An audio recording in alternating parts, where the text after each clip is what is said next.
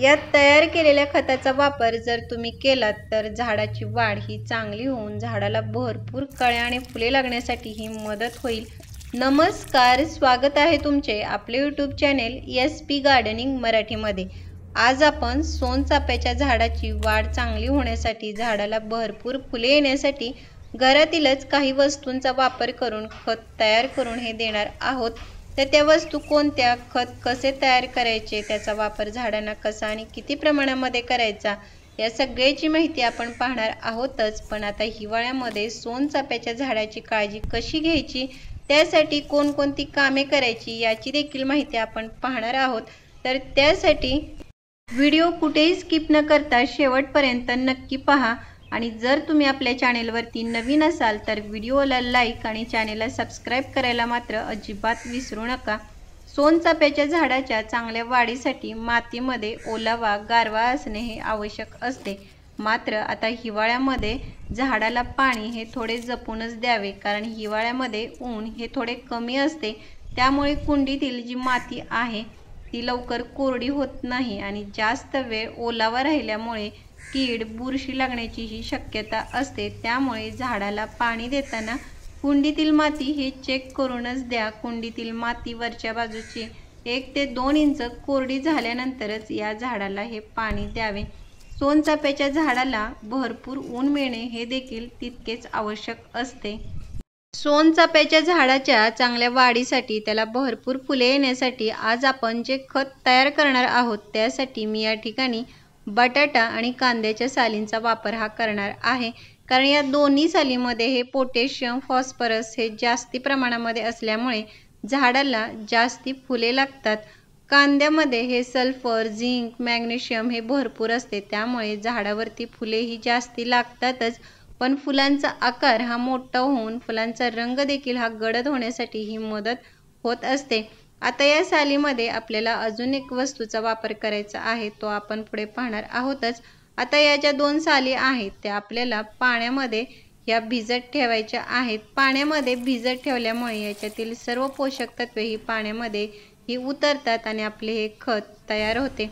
आता याच्यामध्ये आपल्याला जी अजून एक वस्तू मिक्स करायची आहे ती म्हणजे ही आपल्या घरामध्ये असणारी जी ताजी चहा पावडर आहे ती आपण मिक्स करणार आहोत। चहा पावडरमध्ये देखील हे नायट्रोजन, पोटॅशियम, फॉस्फरस हे घटक हे मुबलक असतात, त्यामुळे झाडाची वाढ ही चांगली होते आणि आपल्या कुंडीतील जी माती आहे ती ॲसिडिक बनवण्याचे काम देखील ही चहा पावडर करत असते। झाडांना फुले येण्यासाठी ही ॲसिडिक मातीचीच आवश्यकता असते आणि चहा पावडरच्या वापरामुळे झाडाला फुले ही जास्ती लागतात। आता ही जी चहा पावडर आहे तिचा वापर देखील अर्धा ते पाऊण चमचा एवढाच करायचा आहे, जास्ती करायचा नाही, कारण ही ताजी चहा पावडर आहे। तुम्ही जर वापरलेली चहा पावडर घेणार असाल तर त्याचे प्रमाण तुम्ही जास्ती घेऊ शकता। तर आता ह्या ज्या तिन्ही वस्तू आहेत त्या पाण्यामध्ये व्यवस्थित मिक्स करून आपल्याला 2 दिवसासाठी ह्या पाण्यात भिजत ठेवून 2 दिवसानंतर तयार झालेल्या पाण्याचा आपल्याला वापर हा खत म्हणून करायचा आहे। सोनचाफ्याच्या झाडाच्या कुंडीतील जी माती आहे ती देखील अधूनमधून हलवून थोडी मोकळी करावी, त्यामुळे माती ही भुसभुशीत होते। अशा मातीमध्ये झाडाची वाढ ही चांगली होतेच, पण झाडांना आपण जी खते तयार करून देत असतो ती मातीमध्ये व्यवस्थित मिक्स होऊन झाडांच्या मुळापर्यंत ही खते व्यवस्थित पोहोचली गेल्यामुळे आपल्या झाडांना त्याचा चांगला असा फायदा होत असतो। त्याचबरोबर मातीमध्ये ऑक्सिजन खेळता राहतो, त्यामुळे आपल्या झाडांच्या मुळांची वाढ ही चांगली होते। साहजिकच आपले झाड देखील हे चांगले वाढते।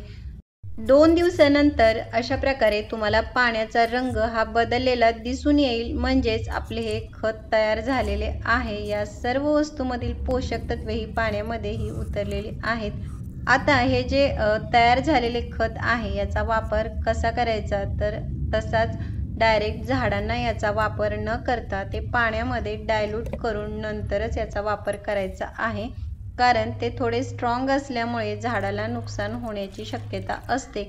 तयार केलेले हे जे खत आहे ते सगळ्यात आधी एखाद्या गाळणीच्या किंवा कापडाच्या साहाय्याने हे गाळून घ्यायचे आणि गाळून घेतल्यानंतर जेवढे खत तयार केलेले आहे त्याच्या 2 पट पाणी मिक्स करून नंतर आपण याचा वापर हा झाडांना करणार आहोत।